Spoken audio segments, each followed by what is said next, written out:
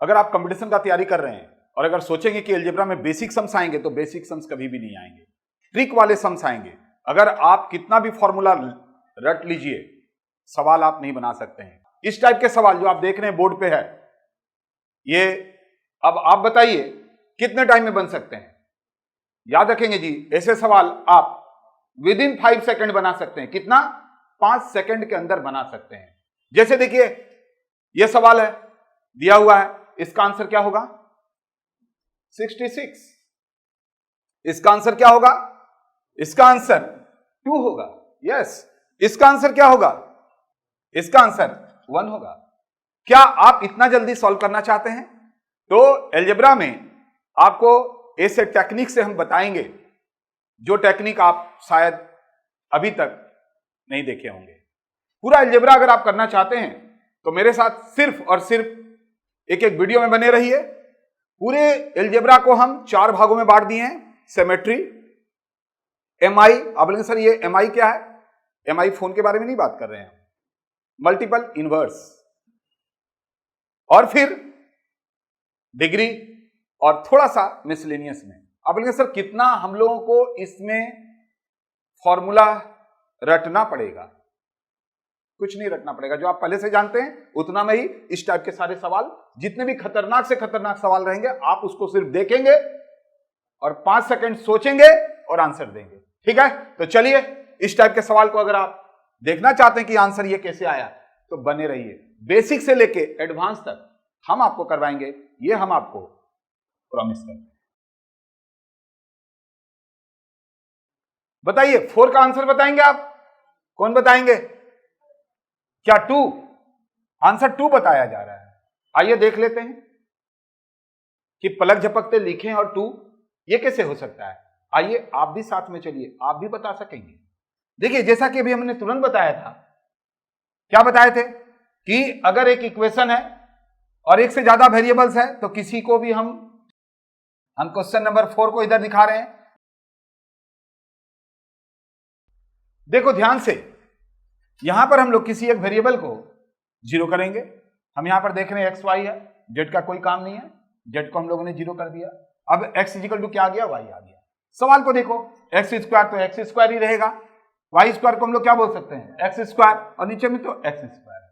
X square कितना हो गया? 2x स्क्वायर, और यहां पर से ये कट गया तो आपका आंसर क्या आ गया? 2। अब बताइए यहां पर क्या आएगा? बोलिए। इसका भी 2 देखेंगे जी, 5 का भी 2 बोल रहा है। आइए देखते हैं कैसे हुआ 5 का 2।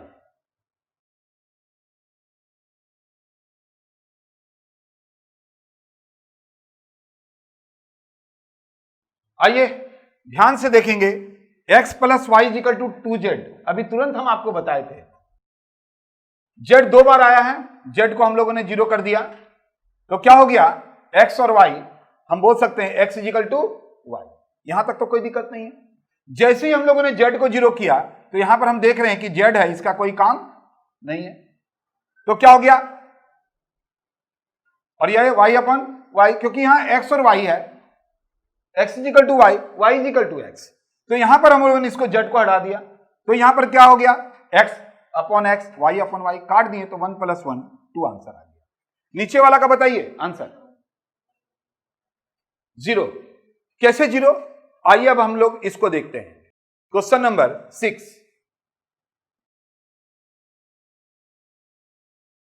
ध्यान से देखिएगा और बातों को समझिएगा। हम लोगों ने क्या किया? इस z को 0 मान लिया तो x इजिकल टू क्या हो गया? y हो गया। ध्यान से देखेंगे तो x इजिकल टू क्या हो गया? y हो गया। जहां जहां z है, ये z को हम लोग यहां से क्या किए? काट दिए, क्योंकि z ऑलरेडी 0 हम लोग मान चुके हैं। अब यहां पर जो बचा हुआ है, क्या बचा हुआ है? 2x स्क्वायर, ये तो कट गया, ये देखिए यहां से लेने का दरकार नहीं, ये पूरा कट गया क्योंकि ये पूरा का पूरा क्या हो गया? 0 हो गया। यहां क्या बच गया? 2x स्क्वायर, और ये y स्क्वायर यानी y को भी तो हम लोग x बोल सकते हैं, तो क्या हो गया? 2 को तो 2 रहने दिए, x स्क्वायर है, y स्क्वायर को भी हम लोग x स्क्वायर लिख दिए, माइनस x का पावर 4 है, y इजिकल टू x, तो यहां पर भी x का पावर 4। अब यहां पर देखेंगे पावर जुड़ता है, ये तो आप जानते हैं इंडिसेस में, a to the power n, तो देखेंगे यहां पर पावर जुट गया, तो ये इसको हम लोग बोल सकते हैं 2x का पावर 4, और यहां पर भी देखेंगे -2x का पावर 4, कट गया, क्या आ गया 0। तो आप देख रहे हैं कि अगर आप इस टाइप से सवालों को बराबर देखते रहेंगे, करते रहेंगे, तो आपको कहीं से कोई प्रॉब्लम नहीं आएगा। आइए आगे बढ़ते हैं।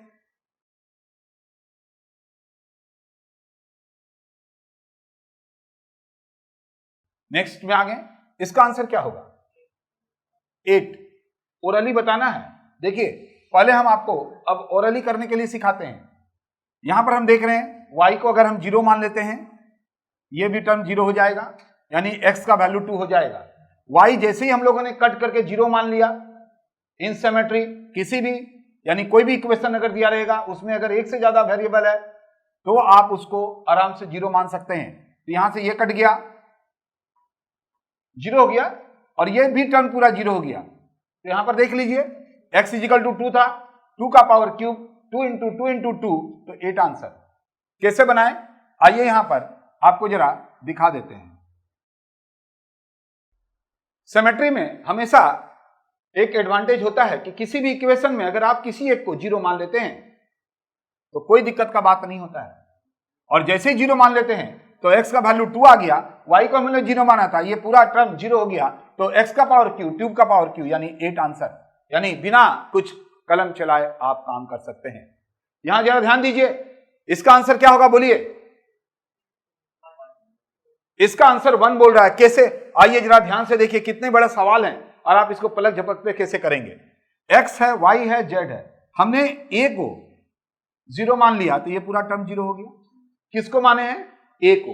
अब जरा यहां ध्यान दीजिए बोर्ड की तरफ, पहले देख लीजिए, इसको 0 माने तो ये पूरा हो गया, ये खत्म हो गया। सिर्फ ये नहीं, क्योंकि 0 माइनस तो ये तो रह ही गया, a गया, a गया, ऊपर में क्या आ गया बताइए।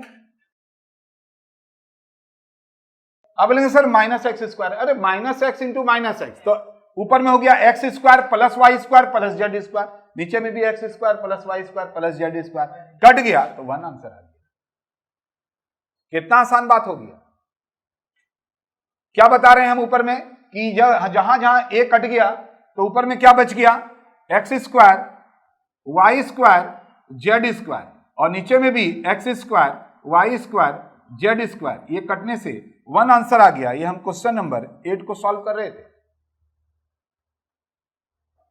तो अभी आपने क्या देखा कि सिमेट्री में अगर किसी आप इक्वेशन में एक वेरिएबल को अगर 0 मान लेते हैं तो फिर इक्वेशन आप यूं चुटकी में सॉल्व कर सकते हैं।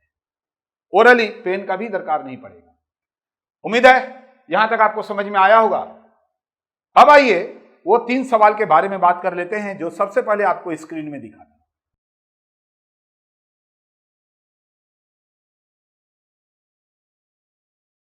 क्या होगा, पहले का आंसर क्या होगा बोलिए। ध्यान से देखो और बातों को समझो। हम लोग किसी एक इक्वेशन में किसी को भी 0 मान सकते हैं। z को जैसे ही आपने 0 माना तो क्या होगा, जरा यहां ध्यान से देखिए, आप ओरली अब कर सकते हैं। ध्यान दीजिएगा बोर्ड की तरफ, जैसे ही ये z 0 हो गया, ये पूरा टर्म 0 हो गया कि नहीं, ये पूरा टर्म 0 हो गया। ये देखिए पूरा z को 0 माने हैं, मतलब ये खत्म हो गया, ये खत्म हो गया। क्या बचा, x² काटेंगे तो 1 हो गया, प्लस y² को काटेंगे तो 1 हो गया। 1 और 1 कितना हुआ, आंसर क्या होगा इसका। क्योंकि यहां ध्यान से देखिए, दिख रहा है कि ये सिमेट्री है, x 2 ठो, y 2 ठो, z 2 ठो, नीचे में आप देख रहे हैं सब कुछ। तो जैसे ही हम लोग, नियम ये है, और सिमेट्री भी छोड़ो ना यार, वेरी सिंपल। अगर किसी इक्वेशन में, किसी भी इक्वेशन में एक से ज्यादा वेरिएबल्स है तो किसी एक को आप 0 मान सकते हैं, तो 0 मान लिए। 0 मानने से क्या हुआ, ये पूरा आउट हो गया, ये पूरा गया, ये पूरा गया। क्या बचा, x², नीचे में भी x², y² कट गया तो 1 + 1 2 आंसर हो गया क्वेश्चन नंबर 9 का। आइए थोड़ा इसको भी देख लीजिए, सेम बात है। क्या आंसर आएगा इसका आंसर 1 आएगा। आइए देखते हैं 1 कैसे आएगा। ध्यान से देखिए, बातों को समझेंगे, पहले ओरली करेंगे। हम लोग किसी एक वेरिएबल को क्या किए, 0 मान लिए, तो क्या होगा बोलिए, ये टर्म पूरा 0 हो गया कि नहीं, क्योंकि ऊपर में 0 हो गया तो ये पूरा टर्म 0। मानने के वक्त एक बात का ध्यान रखेंगे। अब देखिए यहां पर इसको मान लिया, ये गया, इसको मान लिया तो ये गया। अब क्या हो गया, जरा ध्यान दीजिएगा, यहां पर क्या बचा 1 कैसे हुआ इसका आंसर, क्योंकि यहां पर एक्स स्क्वायर कटेगा तो 1/2, वाई स्क्वायर कटेगा 1/2, हाफ एंड हाफ मिलकर 1। कैसे, आइए हम यहां पर दिखा रहे हैं क्वेश्चन नंबर 10 को।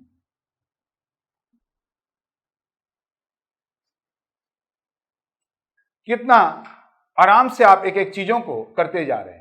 इसका आंसर क्या आएगा, इसका आंसर 66 बता रहे हैं। आइए ओरली पहले आपको एक बार करके दिखाते हैं, फिर हम इधर में क्वेश्चन नंबर 11 को सॉल्व करेंगे। देखिए कितना बड़ा सवाल है, यहां ध्यान से देखेंगे और बातों को समझेंगे। जेड को हम लोगों ने काट दिया, 0 मान लिया। जैसे ही हम लोग जेड को 0 मानेंगे तो ये भी 0 हो गया कि नहीं, ये भी 0 हो गया कि नहीं। क्या बचा, x प्लस वाई का वैल्यू 6 बच रहा है और यहां x इंटू वाई का वैल्यू 11 बच रहा है। जेड को हम लोग 0 माने तो ये टर्म 0, ये टर्म 0 हो गया। अब जरा यहां ध्यान से देखो, यहां ध्यान से देखिए, सम्स को देखिए। यहां पर हम क्या देख रहे हैं कि जेड है, जेड को जैसे ही 0 माने ये पूरा इंटू के फॉर्म में थी, खत्म। जेड को हम लोगों ने क्या माना था, 0 इंटू के फॉर्म में। यहां पर अगर 0 खाली रहता तो x फिर भी बच जाता, लेकिन बाहर में 0 है, ये पूरा टर्म क्या हो गया, 0 हो गया। यहां पर भी z इंटू के फॉर्म में है तो ये पूरा 0 हो गया। क्या बच गया सिर्फ आपके सामने, x y और x प्लस y।